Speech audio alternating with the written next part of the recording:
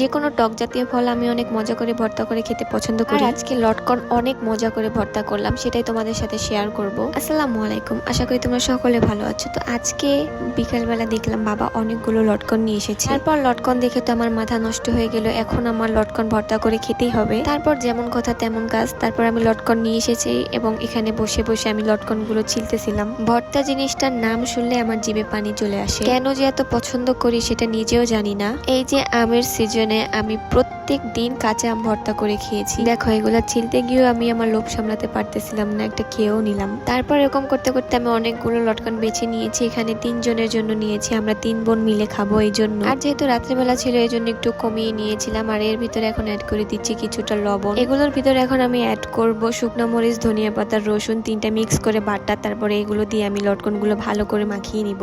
এটা মাখানোর সময় যে একটা স্মেল আসতেছিল, মন চাচ্ছিল তখনই আমি সব খেয়ে ফেলি। এখন এই ভর্তাটা দেখে আমার এখন এটা আবারও খেতে মন যেতেছে, কিন্তু কিছুই করার নেই। আমি ভয়েস ওভার দিচ্ছি রাত্রেবেলা। ওই যে বললাম না, ভর্তা জিনিসটা আমার এত পছন্দের যা বলারই মতন না। আমি ভর্তার নাম শুনলেই আমার জিভে পানি চলে আসবে। তারপরে তো এটাকে আমি এখন সুন্দর করে মাখিয়ে নিচ্ছি। দেখো অনেকটা রসালো হয়ে গেছে জিনিসটা। তারপর কথা বলতে বলতে আমার মাখানো শেষ। তারপর এই যে দেখো ফাইনাল লুকটা।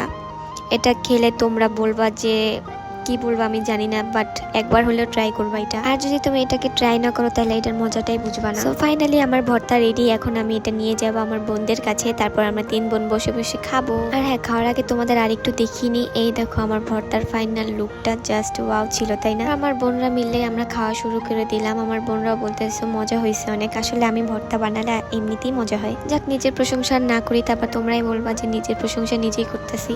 তো এই যে আমরা 3 বোন মিলে খাচ্ছি। খেতে খেতে লাস্ট পর্যন্ত দেখো লাস্টে কি হয়। খেতে খেতে যখন লাস্টে ভর্তার রসটা থেকে যায়, তখন আমাদের 3 বোনের মধ্যে সেই ভর্তা নিয়ে কারাকারি লেগে যায়। আর এটাই হচ্ছে আমাদের ব্যাড হ্যাবিট। তারপর তো একটা পর্যায়ে মারামারিও লেগে যায়, পরে আবার আম্মুর বকা শুনে শুনে সেগুলো ঠিক হয়ে যায়। যাক, ব্যাপার না। আজকে আমার ভিডিওটা ছিল এই পর্যন্তই। আশা করি তোমাদের ভালো লাগবে।